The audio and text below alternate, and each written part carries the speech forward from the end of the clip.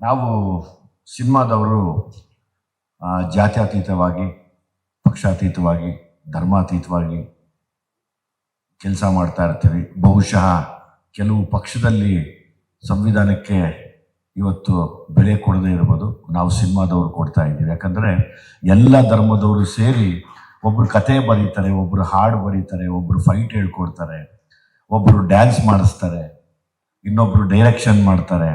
So ಹಂಗಾಗಿ ಅದರಲ್ಲಿ ಅಂದರೆ ನಮ್ಮ ಸಿನಿಮಾದವರು ನಾವು ತುಂಬ ಅದನ್ನು ಪಾಲಿಸ್ತೀವಿ ಅಂತ ಹೇಳೋಕ್ಕೆ ತಮ್ಮ ಮೂಲಕ ಇದನ್ನು ನಾನು ಬೇಡ್ಕೊತೀನಿ ಕೂಡ, ಆಮೇಲೆ ಪಾಲಿಸ್ತಾ ಇದ್ದೀವಿ ಕೂಡ. ಹೌದು, ಕೆಲವು ಪ್ರಶ್ನೆಗಳಿಗೆ ನಮ್ಮ ಹತ್ರ ಉತ್ತರ ಇಲ್ಲ. ಮೇಡಮ್ ಕೇಳಿದಂಗೆ ಅಸಮಾನತೆ ವಿರುದ್ಧನೇ ನಾವು ಓಡಾಡಿ ನಿಂತಿರೋದು, ಅದೇ ಸಿನಿಮಾನ ಮಾಡ್ತಾ ಇದ್ದೀವಿ. ಬಹುಶಃ ಮುಂದೊಂದು ದಿವಸ ಇದೆಲ್ಲ ಸರಿ ಹೋಗುತ್ತೆ ಅನ್ನೋ ನಂಬಿಕೆ ನನಗಿದೆ. ಯಾಕಂದರೆ ನೀವೆಲ್ಲ ಹೆಂಗೆ ಪಣ ತೊಟ್ಟು ಓಡಾಡ್ತಾ ಇದ್ದೀರೋ ಹಂಗೆ ನಾವು ಕೂಡ ಓಡಾಡ್ತಾ ಇದ್ದೀವಿ. ಈಗ ಮಾವಳಿ ಹಣ್ಣಂಗಂದೆ ಬೆಡ್ಶೀಟ್ ತೆಗಿದ್ಯಾ, ಎಷ್ಟೊತ್ತಾಗತ್ತೆ ಅಂದರು.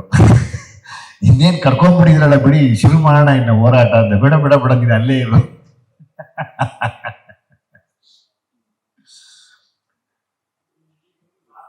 ಲಾಸ್ ಆಗತ್ತೆ ಅಂತ. ಹೌದು, ನನಗೆ ನಿನ್ನೆ ದಿನ ನನ್ನ ಜನ ಅನ್ನೋ ಹಾಡಿನ ಪ್ರಕಾರ ಎಲ್ಲ ಹಿಂಡಿಂದಾಗಿ ಎಲ್ಲ ನಮ್ಮ ಸೇನೆಗಳು ಬಂದು ನಿಂತಾಗ ನನಗೆ ಆ ಹಾಡು ನಿಜ ಅನ್ನಿಸ್ತು. ಎಸ್, ಅದನ್ನು ನಡ್ಕೊಂಡು ಹೋಗ್ತಾ ಇದ್ದಾರೆ, ಬಿಡೋದಿಲ್ಲ ಅಂತ ಕೂಡ ನನಗೆ ನಂಬಿಕೆ ಬಂತು. ಆಸ್ ಇಟ್ ಈಸ್ ನಮ್ಮ ಡೈರೆಕ್ಟ್ರು ನನಗೆ ಚೋಮನ ದುಡಿ ಸಿನಿಮಾನು ಕೊಟ್ಟರು. ಕೆಲವು ಸತಿ ಓದೋ ಸಮಯ ಇರೋಲ್ಲ, ಸೊ ಹಂಗಾಗಿ ನೋಡಿದೆ. ಸರ್, ಇದನ್ನ ಈ ರೀತಿಯಲ್ಲಿ ಒಂದಷ್ಟು ವಿಷಯನ ಇಟ್ಟು ಸಿನಿಮಾ ಮಾಡ್ತೀನಿ ಅಂದಾಗ ಖಂಡಿತವಾಗ್ಲೂ ಮಾಡೋರು. ಯಾಕೆಂದ್ರೆ ನಾನು ಅವಾಗಲಿಂದ ಸುಮಾರು ಜನಕ್ಕೆ ಇವತ್ತು ದುನಿಯಾ ವಿಜಯ್ ಯಾಕೆ ಹಿಂಗೆ ಮಾತಾಡ್ತಾನೆ, ದುನಿಯಾ ವಿಜಯ್ ಯಾಕೆ ಜೈ ಭೀಮ್ ಅಂತಾನೆ, ಅವನು ಏನು ಲಾಭ? ಏನೂ ಲಾಭ ಇಲ್ಲ ನನಗೆ. ಎಲ್ರಿಗೂ ಲಾಭ ಆಗಲಿ ಅಂತ ಜೈ ಭೀಮ್ ಅಂತ ಇದ್ದೀನಿ ಅಷ್ಟೇ, ಇನ್ನೇನೂ ಇಲ್ಲ. ಗೊತ್ತಿಲ್ಲ, ಆ ಪದ ಹೇಳಿದ್ರೆ ಕೆಲವರು ಮುಜುಗರ. ಅದಕ್ಕೆ ನೀವೇ ನನಗೆ ಉತ್ತರ ಕೊಡಬೇಕು. ಯಾಕೆ ಮುಜುಗರ ಪಡ್ತಾ ಇದ್ದೀರಾ? ನಾನು ಈ ನಡುವೆ ಸುತ್ತಾಟದಲ್ಲಿ ನಾವು ಸಿನಿಮಾ ಅಂತ ಓಡಾಡುವಾಗ ನಮ್ಮ ಸ್ನೇಹಿತರಾದ ಮುಕುಂದರಾಜ್ ಅವ್ರನ್ನ ಕರ್ಕೊಂಡು ಫಸ್ಟ್ ಒಂದು ಸುತ್ತು ಓಡಾಡ್ತಾ ಇದ್ವಿ, ನೋಡ್ತಾ ಇದ್ವಿ. ನನಗೆ ಒಂದು ಅನ್ನಿಸ್ತು ಸರ್, ಎಲ್ಲ ಸರ್ಕಾರದ ಮೇಲೂ ಬೇಜಾರಾಯಿತು. ಎಲ್ಲ ಸರ್ಕಾರದಲ್ಲೂ ಹಿಂದುಳಿದವರು, ದಲಿತರು, ಶೋಷಿತರು ಅಥವಾ ಮೈನಾರಿಟೀಸ್ ಎಲ್ಲ ದುಡಿತಾ ಇದ್ದೀವಿ. ಎಲ್ಲ ದುಡಿದು ನಿಲ್ಲಿಸಿದ್ದೀವಿ ನಾಯಕರುಗಳನ್ನು. ಆ ಎಲ್ಲ ಪಕ್ಷದ ನಾಯಕರುಗಳು ಈ ಸಿನಿಮಾ ಇಷ್ಟು ದೊಡ್ಡ ವಿಷಯ ಆಗ್ತಾ ಇದೆ, ಅವ್ರ ಪರ್ಸನಲ್ PAಗಳು ಹೇಳ್ತಾನೆ ಇರ್ತಾರೆ. ಆದರೆ ಅವ್ರು ಬಂದು ಅದನ್ನು ನೋಡೋಕ್ಕೆ ಮನಸ್ಸು ಮಾಡ್ತಾ ಇಲ್ಲ. ಅವರು ಅದನ್ನು ಸಿಕ್ಕಾಪಟ್ಟೆ ಬೇಜಾರಿದೆ ನನಗೆ. ಯಾರೋ ಕೆಲವರು ಬೆರಳೆಣಿಕೆಷ್ಟು ಜನ ಮಾತ್ರ ಬಂದರು. ಅಂದರೆ ಅವಾಗ ನಾನು ಅಲ್ಲಿ ಕೇಳ್ತಿರ್ತೀನಿ, ಈ ಎಲೆಕ್ಷನ್ನು ಅಂದರೆ ಸೆಲೆಕ್ಷನ್ ಮಾಡ್ಕೊಂಡ್ಬಿಡ್ತಾರೆ ಫಸ್ಟೇನೆ, ಯಾರು ಬೇಕು, ಯಾವ್ಯಾವ ಬೆರಳು ಬೇಕು ಅಂತ ಸೆಲೆಕ್ಷನ್ ಮಾಡಿಕೊಂಡು ನಮ್ಮನ್ನೆಲ್ಲ ಒಂದು ಕಪಿ ಮುಷ್ಟಿಯಲ್ಲಿ ಇಟ್ಕೊಂಡು ಆಳ್ತಾ ಬರ್ತಾರೆ ಅನ್ನೋದು ನಿಜವಾಗ್ಲೂ ಸತ್ಯ ಅನ್ನಿಸ್ತು ನನಗೆ. ನಿಜವಾಗ್ಲೂ ನನ್ನ ಮನಸ್ಸಿಗೆ ಖಂಡಿತವಾಗ್ಲೂ ಇರೋವಂಥ ಎಲ್ಲ ಪಕ್ಷದ ಮೇಲೆ ಸ್ವಲ್ಪ ಮನಸ್ಸಿಗೆ ನೋವಾಗಿದೆ.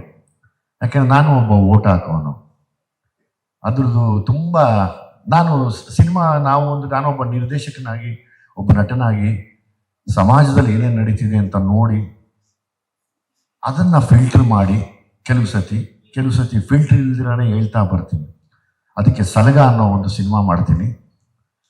ಆ ಸಿನಿಮಾ ಮಾಡಿದಾಗ ಚಿಕ್ಕ ಮಕ್ಕಳು ವ್ಯವಸ್ಥೆ, ಚಿಕ್ಕ ಮಕ್ಕಳನ್ನು ಅವಾಗಲಿಂದ ನಾವೇನು ಮಾತಾಡ್ತಾ ಇದ್ದೀವಿ, ಪುಟ್ಟ ಮಕ್ಕಳು ರೇಪ್ ಆಯಿತು, ಎಲ್ಲೋ ರೇಪಾದ ಹೆಣ್ಮಗುಗೆ ಒಂದು ವರ್ಡಿಕ್ಟ್ ಬರೆದಿದ್ದಾರೆ ಅಂದಾಗೆಲ್ಲ ಹೆಂಗೆ ನೋವಾಗುತ್ತೋ ಹಂಗೆ ವ್ಯವಸ್ಥೆ ಒಬ್ಬ ಪುಟ್ಟ ಮಗುನ ಕೆಟ್ಟದಾಗಿ ಬಿಂಬಿಸಿ ತೋರಿಸಿದ್ರೆ ಮುಂದೆ ಅವನು ಎಷ್ಟು ದೊಡ್ಡ ರೌಡಿ ಆಗ್ಬೋದು, ಅವನಿಂದ ಎಷ್ಟೆಲ್ಲ ಅನಾಹುತ ಮತ್ತೆ ಆಗ್ಬೋದು ಅನ್ನೋ ವಿಷಯ ಹೇಳ್ತೀನಿ. ಭೀಮಾ ಅಂತ ಒಂದು ಸಿನಿಮಾ ನಾನು ಡೈರೆಕ್ಷನ್ ಮಾಡಿದಾಗ ಡ್ರಗ್ ಅನ್ನೋದು ತುಂಬ ಎಷ್ಟು ಚೆನ್ನಾಗಿ ಅಂಗಡಿಯಲ್ಲಿ ಸಿಕ್ಕೋ ಪೆಪ್ಪರ್ಮೆಂಟ್ ಥರ ಓಡಾಡ್ತಾ ಇದೆಯಲ್ಲ, ಇದನ್ನು ನಾನು ಹೆಂಗೆ ಹೇಳಿ ಅಂದಾಗ ನನ್ನದೇ ಆದ ಒಂದು ಶೈಲಿಗೆ ಅದನ್ನು ಹೇಳಕ್ಕೆ ಇಷ್ಟಪಟ್ಟೆ. ಅದು ತುಂಬ ಚೆನ್ನಾಗಿ ಆಯಿತು. ಈ ಥರದ್ದು ಬೆಳವಣಿಗೆಗಳು ನಾವೆಲ್ಲೋ ಈ ಲ್ಯಾಂಡ್ ಲಾರ್ಡ್ ಅಂತ ಮಾಡಿದಾಗ ಜಡ್ಜಿಗಳಿಗೆ ಇದನ್ನು ಮುಟ್ಸೋದಕ್ಕೆ ಆಗಲಿಲ್ವಾ ಅನ್ನೋದು ಒಂದು ನೋವು ನನಗಿದೆ. ಜಡೇಶ್ವರ ಹತ್ರ ಯಾವಾಗಲೂ ನಾನು ಕೇಳ್ಕೊತೀನಿ. ಯಾಕಂದರೆ ಅವ್ರಿಗೆ ಆದ ಒಂದು ಸಾಂಗು ಅಥವಾ ಅವ್ರಿಗೆ ಆದ ಒಂದು ಕೆಲವೆರಡು ಪದಗಳನ್ನು ಇಟ್ಟಿದ್ರೆ ಕರ್ಕೊಂಬರ್ಬೋದಾಗಿತ್ತ ಒಳಗಡೆ ಅನ್ನೋ ನೋವು ನನಗೆ ಇವತ್ತಿಗೂ ಕೂಡ ತುಂಬ ಇದೆ. ಯಾಕೆಂದರೆ ಎಲ್ಲಾನು ಮೀರಿ ನನಗೆ ದೊಡ್ಡ ದೊಡ್ಡ ಶಕ್ತಿಗಳು ಸಿಕ್ಕಿದ್ರಿ, ದೊಡ್ಡ ದೊಡ್ಡ ಶಕ್ತಿಗಳಿದ್ದನ್ನು ನೋಡಿದ್ರಿ, ಅದರ ಸಾರ್ಥಕತೆ ತುಂಬ ಇದೆ ನನ್ನ ಮನಸ್ಸಿನಲ್ಲಿ. ಮುಂದೆ ಅವತ್ತು ಹೇಳ್ದಂಗೆ ಎಲ್ಲ ಸಮುದಾಯದ ಪರವಾಗಿ ಅಂದರೆ ಈಗ ಅಣ್ಣವ್ರಾಗ್ಬೋದು, ವಿಷ್ಣುವರ್ಧನ್ ಸರ್ ಆಗ್ಬೋದು, ಅಂಬರೀಷ್ ಅಣ್ಣವ್ರಾಗ್ಬೋದು, ಶಿವಣ್ಣ ಅವ್ರಾಗ್ಬೋದು, ಅವರೆಲ್ಲ ಏನು ನಡ್ಕೊಂಬಂದಿರೋ ಹಾದಿ ಇದೆ. ನಾವೆಲ್ಲ ಅಷ್ಟು ದೊಡ್ಡ ಮಟ್ಟಕ್ಕೆ ಬೆಳೆಯೋಕ್ಕಾಗಲ್ಲ. ಆದರೆ ಆ ಹಾದಿ ಕಡೆ ಒಂದೊಂದು ಪುಟ್ಟು ಹೆಜ್ಜೆ ಇಡೋಕ್ಕೆ ಶುರು ಮಾಡ್ತೀವಿ. ಯಾಕಂದರೆ ನಾನು ತಮಗೆ ತಿಳಿದಿರೋ ಹಾಗೆ ಯಾವುದೇ ಸಹಾಯ ಅಂದರೆ ಸಹಾಯ ಅನ್ನೋಕ್ಕಿಂತ ಹೆಚ್ಚಾಗಿ ಯಾರ ಪರಿಚಯವೂ ಇಲ್ಲದೆ ತುಂಬ ಶೋಷಣೆಗೆ ಒಳಗಾಗಿ ಈ ಸಿನಿಮಾ ರಂಗಕ್ಕೆ ಬಂದೆ. ಸಿಕ್ಕದವರು ಹಾಲನ್ನ ಸ್ವಲ್ಪನೇ ವಿಷ ಬೆರೆಸಿ ಕುಡಿಸಿ ಇವತ್ತು ನನ್ನನ್ನು ನೀಲಕಂಠನಾಗಿ ಮಾಡಿಬಿಟ್ಟಿದ್ದಾರೆ. ನಾನೇನು ಮಾಡೋಕ್ಕಾಗಲ್ಲ. ಸೊ ಹಂಗಾಗಿ ಅದೊಂದು ಧೈರ್ಯ ನನಗಿದೆ. ಹೌದು, ನನಗೆ ತುಂಬ ಆಟ. ನಾನು ಯಾವತ್ತೂ ಯಾವ ಕಾರಣಕ್ಕೂ ಅದನ್ನು ಬಿಟ್ಕೊಡಲ್ಲ. ನನಗೊಂದು ಆಸೆ ಇದೆ. ಇವತ್ತು ತಾವೆಲ್ಲರೂ ನಿಮ್ಮನ್ನೆಲ್ಲ ನಾನೇ ಪ್ರಶ್ನೆ ಕೇಳಬೇಕು ಅಂತ ಒಂದು ಆಸೆ ಇದೆ. ಇನ್ನೊಂದು ಸಭೆಯಲ್ಲಿ ಸೇರಿಸಿ ಹೇಳ್ತೀನಿ. ಏನು ಯಾಕೆ ನಾಚಿಕೆ ಪಡ್ತಾರೆ ಅಥವಾ ಯಾಕೆ ಅಸಹ್ಯ ಪಡ್ಕೋತಾರೆ ಜೈ ಭೀಮ್ ಅಂದರೆ ಅನ್ನೋ ಮಾತಿಗೆ ಅನ್ನೋದು ನಂಗೆ ತುಂಬ ಕಾಡ್ತಾ ಇದೆ. ಆದರೆ ಬೇರೆ ಬೇರೆ ಪದಗಳಿಗೆ ಮಾತ್ರ ಮನೆಯಲ್ಲೂ ಮುಟ್ಟಿ, ಮನೆಯಲ್ಲೂ ಕಿರ್ಚಾಡಿ, ಮನೆಯಲ್ಲೂ ರೀಲ್ಸ್ ಮಾಡಿ, ಬಾತ್ರೂಮಲ್ಲಿ ಕೂತ್ಕೊಂಡು ಮಾಡಿ, ಸ್ನಾನ ಮಾಡುವಾಗ ರೀಲ್ಸ್ ಮಾಡಿ ಎಲ್ಲ ಬಿಡ್ತಾರಲ್ಲ. ಯಾಕೆ ಇದು? ಯಾಕೆ ಏನಾಗ್ತಾ ಇದೆ? ಇವತ್ತಿನ ಮಕ್ಕಳಿಗೆ ಯಾಕೆ ಅದು ಮುಟ್ತಾ ಇಲ್ಲ? ಆ ಮುಟ್ಟು ಈಗ ಮನೆಯಲ್ಲಿ ಮನೆ ಅನ್ನೋದೇ ಒಂದು ಮಕ್ಕಳೇ ಒಂದು ಪ್ರಶ್ನೆ ಕೇಳೋ ಒಂದು ಬ್ಯಾಂಕ್ ಆಗಿದ್ದಾಗ ಪೇರೆಂಟ್ಸ್ಗಳು ಅದಕ್ಕೆ ಉತ್ತರ ಕೊಡ್ಬೇಕಾಗತ್ತೆ. ಏನಮ್ಮ ಎಲ್ಲರೂ ಜೈ ಭೀಮ್ ಅಂತ ಇದ್ದಾರೆ, ಏನದು? ಏನಪ್ಪ ಎಲ್ಲರೂ ಜೈ ಭೀಮ್ ಅಂತ ಇದ್ದಾರೆ? ಏನು ಜೈ ಭೀಮ್ ಅಂದರೆ ಬರೀ ದಲಿತರಿಗೆ ಮಾತ್ರ ಅಲ್ಲ, ಪ್ರತಿಯೊಬ್ಬ ಪ್ರಜೆಗೂ ಬೇಕು ಅನ್ನೋದನ್ನ ನಾವು ಮನವರಿಕೆ ಮಾಡಿಕೊಡ್ಬೇಕು ಅನ್ನೋದು ನನ್ನ ಆಸೆ ಇದೆ. ನನಗೆ ಇದೆಲ್ಲ ನೋಡಿದಾಗ ನಾನು ಇವತ್ತಿನ ದೃಷ್ಟಿ ಏನಿದೆ ನಮ್ಮದು ಈ ಸಮಾಜದ ಮೇಲೆ ನೋಡಿದಾಗ ಕೆಲವು ಸತಿ ಸಿಕ್ಕಾಪಟ್ಟೆ ನೋವಾಗ್ತಾ ಇದೆ ಮನಸ್ಸಿಗೆ. ಆದರೆ ಒಂದು ಸುಮಾರು ಜನಕ್ಕೆ ಗೊತ್ತು, ಇವನು ದುನಿಯಾ ವಿಜಯ್ ಹೊರಟ ಹಠ ಹೇಳಿದ್ರೆ ಜೀವವರೆಗೂ ಬಿಡಲ್ಲ ಅಂತ. ನಾನು ಜೀವ ಇರೋವರೆಗೂ ಜೈ ಭೀಮ್ ಅಂತೀನಿ. ಯಾರು ಏನು ಬೇಕಾದ್ರೂ ಮಾಡ್ಕೋಬೋದು. ಎಲ್ಲೋದ್ರೂ ನಾನು ಹೇಳ್ತೀನಿ, ಅದನ್ನ ನಾನು ಬಿಟ್ಕೊಡಲ್ಲ ಇನ್ನ. ಅದರಿಂದ ನನಗೆ ದುಡಿಬೇಕು ಅನ್ನೋ ಆಸೆ ಇಲ್ಲ, ಎಲ್ರಿಗೂ ವಿಷಯ ಮುಟ್ಟಿಸ್ಬೇಕು ಅನ್ನೋ ಆಸೆ ಇದೆ ಯಾವಾಗಲೂ. ಸೊ ಅದು ಕೆಲವರಿಗೆ ಏನು ಅದು ಆ ಒಂದು ಗೊಂದಲ ಇದೆ, ಅದನ್ನು ಅರ್ಥ ಮಾಡ್ಕೊಳ್ಳಿ. ಇಲ್ಲ, ನಾನು ಹೇಳಿದಾಗ ಒಂದು 100 ಜನ ನೋಡ್ತಾರೆ, ಅದ್ರ ಬಗ್ಗೆ ತಿಳ್ಕೊತಾರೆ ಅನ್ನೋ ಆಸೆ. ಇಲ್ಲಾಂದ್ರೆ ಗೊತ್ತಿಲ್ಲ, ಇದು ಹಿಂಗೆ ಮುಚ್ಚಿಸ್ಬಿಡ್ತಾರೆ. ಮುಚ್ಚುವಂಥ ಕಾರ್ಯಕ್ರಮಗಳು ತುಂಬ ನಡೀತಾ ಇದೆ ಇಲ್ಲಿ. ನಾನು ಕೇಳಿದ್ದು ಬರೀ ಸಂವಿಧಾನ ಅಷ್ಟೇ, ಬೇರೆ ಏನೂ ಹೇಳ್ತಾ ಇಲ್ಲ. ನಾನು ಎಲ್ಲ ಸಿನಿಮಾ ನೋಡ್ಕೊಂಡು ಬಂದಾಗ ಒಂದು ಮಗು ಎಷ್ಟು ಮುದ್ದಾಗಿ ನನಗೆ ಕಾನ್ಸ್ಟಿಟ್ಯೂಷನ್ ಬಗ್ಗೆ ಮಾತಾಡಿದ್ದು ಇಷ್ಟ ಆಯಿತು ಅಂತ ಒಂದು ಮಗು ಹೇಳುತ್ತೆ. ನನಗೆ ವಾವ್ ಅನ್ನಿಸ್ತದು. ಆ ಒಂದೇ ಮಗುಗೆ ತಲುಪಬೇಕಾ? ಎಲ್ಲ ಮಕ್ಕಳು ಯಾಕೆ ತಲುಪಬಾರ್ದು? ಸರ್ಕಾರಿ ಶಾಲೆಗೆ ಮಾತ್ರ ತಲುಪಬೇಕಾ? ಯಾಕೆ ಐಫೈ ಶಾಲೆಗಳಿಗೆ ತಲುಪಬಾರ್ದು? ಯಾಕೆ ಐಫೈ ಶಾಲೆಗಳಲ್ಲಿ ಇದ್ರ ಬಗ್ಗೆ ಮಾತಾಡಬಾರ್ದು? ಇದ್ರ ಬಗ್ಗೆ ಚರ್ಚೆ ಮಾಡಬಾರ್ದು? ಯಾಕೆ ಕಾನ್ಸ್ಟಿಟ್ಯೂಷನ್ ಅನ್ನೋ ಒಂದು ವಿಷಯನ ಅಟ್ಲೀಸ್ಟ್ ವಾರದಲ್ಲಿ ಅರ್ಧ ಗಂಟೆನೋ ಇಲ್ಲ 1 ಅವರ್ ಯಾಕೆ ಅದನ್ನು ಹೇಳ್ಕೊಡ್ಬಾರ್ದು? ಯಾಕೆ ಅದನ್ನು ಕಟ್ಟಾಕ್ತಾ ಇದ್ದಾರೆ? ಇವೆಲ್ಲವೂ ನನಗೆ ಪ್ರಶ್ನೆ ಆಗೇ ಉಳಿದಿದೆ ನಿಜವಾಗ್ಲೂ. ಇಲ್ಲಿ ನನಗೆ ನಮ್ಮ ಅಪ್ಪ ಅಮ್ಮ ಸಿನಿಮಾಗೆ ಬರಬೇಕಾದ್ರೆ ಹೇಳೋರು, ನೀನೇನು ಮಾಡಲ್ಲ ಕಣೋ, ನಿನ್ನ ಡಿಗ್ರಿ ಫೈಲು, ನಿನ್ನ ಉದ್ಧಾರಣೆ ಆಗಲ್ಲ, ಏನು ಮಾಡ್ತೀಯಾ ಅಂತ. ಆದರೆ ಇವತ್ತು ನಮ್ಮ ಅಪ್ಪ ಅಮ್ಮಗೆ ನಾನು ಒಂದು ಹೇಳಬಲ್ಲೆ, ಅಮ್ಮ ನಾನು ಇಷ್ಟೆಲ್ಲ ಆಸ್ತಿ ಸಂಪಾದನೆ ಮಾಡ್ಬಿಟ್ನಮ್ಮ, ಇದಕ್ಕಿಂತ ದೊಡ್ಡ ಆಸ್ತಿ ನನಗೆ ಬೇಡ ಅಂತ. ಇದು ನನ್ನ ಮನದಾಳದ ಮಾತು. ನನ್ನ ತಾಯಿ ತಂದೆ ಅವ್ರ ಆತ್ಮಕ್ಕೆ ಇದು ಕೇಳಿಸ್ಲಿ ಅಂತ. ಯಾಕೆಂದರೆ ಅವರು ಅಮ್ಮ ಅಪ್ಪ ಇವತ್ತಿಬ್ಬರು ಇದ್ದಿದ್ರೆ ತುಂಬ ಎಮೋಷ್ನಲ್ ಆಗಿರೋರು. ಇವತ್ತು ನನ್ನ ಜೀವನದಲ್ಲಿ ಲ್ಯಾಂಡ್ ಮಾರ್ಕ್ ಅನ್ನೋಕ್ಕಿಂತ ದೊಡ್ಡ ಪದ ಇದ್ರೆ ಅಂಥ ಒಂದು ಪದದ ಅರ್ಥವೇ ಈ ಲ್ಯಾಂಡ್ ಲಾರ್ಡ್ ಸಿನಿಮಾ ಆಗಿರುತ್ತೆ. ಮತ್ತೇನೋ ನಾವು ಹೊಸ ಪದ ಉಟ್ಕೊಂಡ್ರೆ, ಯಾಕಂದರೆ ಈ ಫೋನ್ಗಳು ತೆಗೆದು ನೋಡಿದ್ರೆ ಈ ಆರೋಗ್ಯದ ಬಗ್ಗೆ ಒಬ್ರು ಉಪ್ಪು ತಿನ್ಬೇಡ ಅಂದರೆ ಇನ್ನೊಬ್ರು ಯೂನಿವರ್ಸಿಟಿ ಉಪ್ಪು ಜಾಸ್ತಿ ಕುಡೀರಿ ಅಂತಾರೆ, ಒಬ್ರು ಗ್ರಾಸ್ ತಿನ್ನಿ ಅಂತಾರೆ, ಇನ್ನೊಬ್ರು ಲೆಮನ್ ಗ್ರಾಸ್ ತಿನ್ನಿ ಅಂತಾರೆ. ಇವತ್ತು ಈ ಸಂಸ್ಥೆ ಹೇಳಿದೆ ನಾವು ನೀರು ಕುಡಿಬಾರ್ದು ಅಂತ, ಹುಷಾರಾಗಿರಿ ಅಂತ. ಇನ್ನೊಬ್ರು ಹೇಳ್ತಾರೆ ದಿನ 6 ಲೀಟ್ರ್ ನೀರು ಕುಡೀರಿ ಅಂತ. 6 ಲೀಟ್ರ್ ನೀರು ಕುಡಿದಾಗೆಲ್ಲ ಎಲ್ಲಿ ಫಂಕ್ಷನ್ ಕೂತ್ಕೊಂಡು ದೋಡಾಡ್ತಾ ಇರಬೇಕು, ಇದೊಂದು ಸಮಸ್ಯೆ ಆಗುತ್ತೆ. ಈ ಥರದ ಏನು ಅಂದರೆ ಕನ್ಫ್ಯೂಸ್ ಮಾಡ್ತಾ ಇರೋ ಒಂದು ಸ್ಟೇಟಸ್ ಏನಿದೆಯಲ್ಲ ಈ ಸೊಸೈಟಿಲಿ, ದೇರ್ ಕನ್ಫ್ಯೂಸಿಂಗ್ ಅಸ್. ಯಾಕಂದರೆ ನಾವು ನಮಗಿನ ಹೆಚ್ಚಾಗಿ ಮಕ್ಕಳ ಮೇಲೆ ತುಂಬ ಪರಿಣಾಮ ಬೀಳ್ತಾ ಇದೆ ಅನ್ಕೋತೀನಿ ನಾನು. ತುಂಬ ಕನ್ಫ್ಯೂಸಿಂಗ್ ಸ್ಟೇಟಸ್ನಲ್ಲಿ ಇಡ್ತಾ ಇದ್ದಾರೆ. ಅಂದರೆ ಇದೊಂದು ಪ್ಲ್ಯಾನ್ ಮತ್ತು ಇದೊಂದು ಗೇಮ್ ಅನ್ಕೋತೀನಿ ನಾನು. ಅವ್ರನ್ನ ಎಲ್ಲೋ ಒಂದು ಕಡೆ ಎಂಟರ್ಟೈನ್ ಮಾಡ್ತಾ, ಒಂದು ಸಣ್ಣದಾಗಿ ಕನ್ಫ್ಯೂಸ್ ಮಾಡ್ತಾ ಅವ್ರದ್ದು ಯಾವುದೋ ಒಂದು ಹಾದಿಗೆ ಕರ್ಕೊಂಡು ಹೋಗೋದಕ್ಕೆ ಬಹುಶಃ ಇದೆಲ್ಲ ಮಾಡ್ತಾ ಇರ್ಬೋದು ಅಂತ ನನ್ನ ಅನಿಸಿಕೆ. ನೀವೆಲ್ಲ ಹಿರಿಯರಿದ್ದೀರಾ, ಸೊ ಹಾಗಾಗಿ ತಾವು ಇದ್ರ ಬಗ್ಗೆ ನನಗೆ ವಿವರವಾಗಿ ಹೇಳ್ಬೋದು. ಆಮೇಲೆ ಮೇಡಮ್ ಹೇಳಿದ್ರು, ನನ್ಗೆ ಗೊತ್ತಿಲ್ಲ, ಕ್ಷಮಿಸಿ, ತಾವು ಯಾರೊಬ್ರು ಇಟ್ ವಾಸ್ ವೆರಿ ಲವ್ಡ್ ಅಂತ ಇತ್ತು ಪದಗಳು, ಅಥವಾ ಹಾರ್ಶ್ ಆಗಿ ಏನೋ ಮಾತಾಡಿದ್ರು, ಯಾರೋ ಒಬ್ರು ಸರ್ ಏನೋ ಮಾತಾಡಿದ್ರು. ಐ ಥಿಂಕ್ ನನಗೆ ಕೆಲವು ವಿಷಯ ಏನಾಗುತ್ತೆ, ನಾನು ಭೀಮಾ ಅಂತ ಒಂದು ದಯಮಾಡಿ ಅಮೆಝಾನಲ್ಲಿದೆ ಸಿನಿಮಾನ ನೋಡಿ.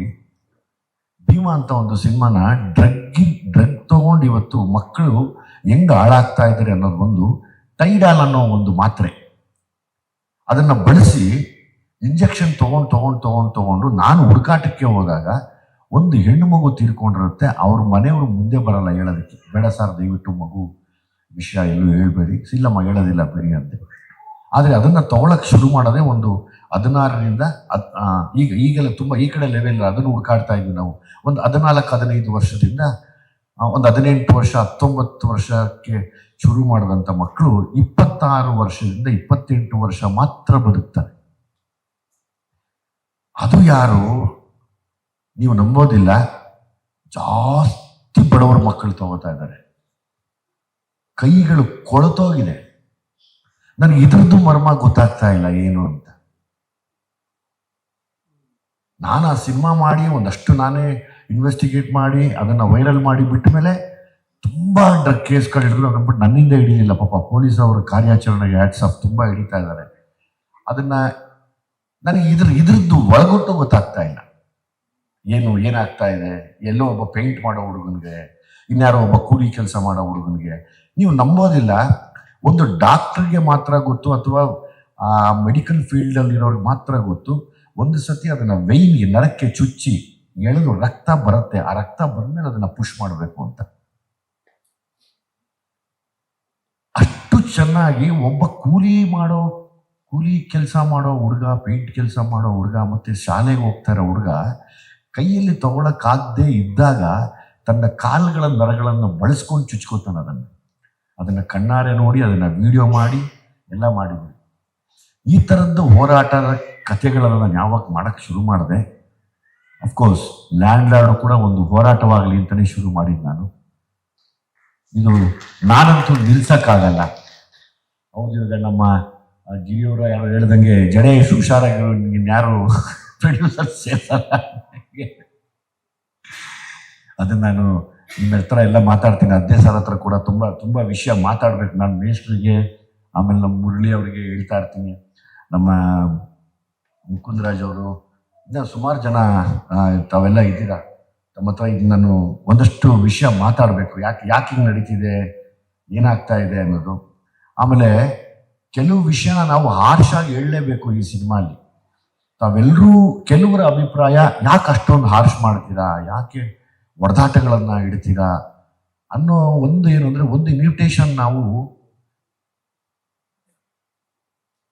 ಇವತ್ತಿನ ಕಾಲದ ಹುಡುಗರಿಗೆ ಕೊಟ್ಟೆ, ಒಳಗಡೆ ಕರೆದು ನಾನು ಮಾಡಿದ ತಪ್ಪು, ಆದರೆ ನೀನು ಇದನ್ನು ಮಾಡಬೇಡ ಅನ್ನೋ ಒಂದು ಕಾರಣ ಇಟ್ಕೊಂಡು ಕೂಡ ಅಲ್ಲಲ್ಲಿ ಅದನ್ನು ಹೇಳಕ್ಕೆ, ಅದೊಂದು ಸೂತ್ರ ಕೂಡ, ಅದೊಂದು ಸಿದ್ಧ ಸೂತ್ರ ಸಿನಿಮಾಗಳಿಗೆ. ಕೆಲವು ಸರ್ತಿ ಅದನ್ನು ನಾವು ಬಳಸಲೇಬೇಕಾಗತ್ತೆ. ಕೆಲವು ನಿಮ್ಗಳಲ್ಲಿ ಹೇಗೆ ಹೋರಾಟ ಇರುತ್ತೋ ಹಂಗೆ ನಮ್ಮದೊಂದು ಹೋರಾಟ ಸ್ಕ್ರೀನಲ್ಲಿ ನಾನು ಮಾಡ್ಕೊಳ್ಲೇಬೇಕಾಗತ್ತೆ. ಹಾಗಾಗಿ ಮುಂದೆ ಮಾಡೋ ಸಿನಿಮಾಗಳಲ್ಲಿ ಎಲ್ಲಾದರೂ ನಾನು ಸ್ವಲ್ಪ ಹಾರ್ಷಾಗಿ ಮಾತಾಡಿದ್ರೆ ಅಥವಾ ಏನೋ ಮಾತಾಡಿದ್ದೀನಿ ಅಂದರೆ ದಯಮಾಡಿ ಕ್ಷಮಿಸಿರಿ, ಬಂದು ಒಳಗಡೆ ನೋಡಿ ಆಮೇಲೆ ಚೆನ್ನಾಗಿಲ್ಲ ಅಂತ ತಿಳಿಸಿ. ಯಾಕಂದರೆ ಇದೊಂದು ಮತ್ತೊಂದು ದೊಡ್ಡ ಹಂತಕ್ಕೆ ಮತ್ತೆ ಚಾಲೆಂಜ್ಗೆ ತಗೊಂಡೋಗಿ ನಿಲ್ಸ್ಕೊಂಡಿದೆ ಈ ಸಿನಿಮಾ ನನ್ನನ್ನು. ನನಗೆ ಒಂದು ಪ್ರಶ್ನೆ ಇದೆ ಸರ್, ತಾವೆಲ್ಲರೂ ಇಷ್ಟು ಹಿರಿಯರಿದ್ದೀರಾ, ನಾವು ಇಷ್ಟೇ ಎಜುಕೇಟೆಡ್ ಸರ್ಕಲ್ಸ್, ನಾನಲ್ಲ, ತಾವಿಷ್ಟೇ ಎಜುಕೇಟೆಡ್ ಸರ್ಕಲ್ಸ್ ಮಾತ್ರ ಏನು ಉಳ್ಕೊಂಡು ಹೋರಾಡ್ತಾ ಇದ್ದೀರಾ, ಈ ಸತ್ಯಗಳು ಯಾಕೆ ಓದ್ದೇ ಇರೋ ಮಕ್ಕಳಿಗೆ ಮತ್ತೆ ಈಗ ಬೆಳೀತಾ ಇರೋ ಮಕ್ಕಳಿಗೆ ಯಾಕೆ ಗೊತ್ತಾಗ್ತಾ ಇಲ್ಲ ಅನ್ನೋ ಪ್ರಶ್ನೆ ಇದೆ. ನನ್ನ ನಂತರ ಅದನ್ನು ತಿಳಿಸ್ಕೊಡಿ. ಇಷ್ಟೆಲ್ಲ ಮಾತಿನ ನಡುವೆ ತುಂಬ ಎಮೋಷ್ನಲ್ ಆಗ್ತಾ ಹೋದೆ. ಯಾಕೆಂದರೆ ನಾನು ಇರೋದು ಈಗೇನೆ, ಎಲ್ಲೂ ಬದಲಾಗೋದು ಇಲ್ಲ ನಾನು. ಯಾಕೆಂದರೆ ನಾನು ಬಂದಿದ್ದೆ ಒಂದು ಬಡತನದಿಂದ.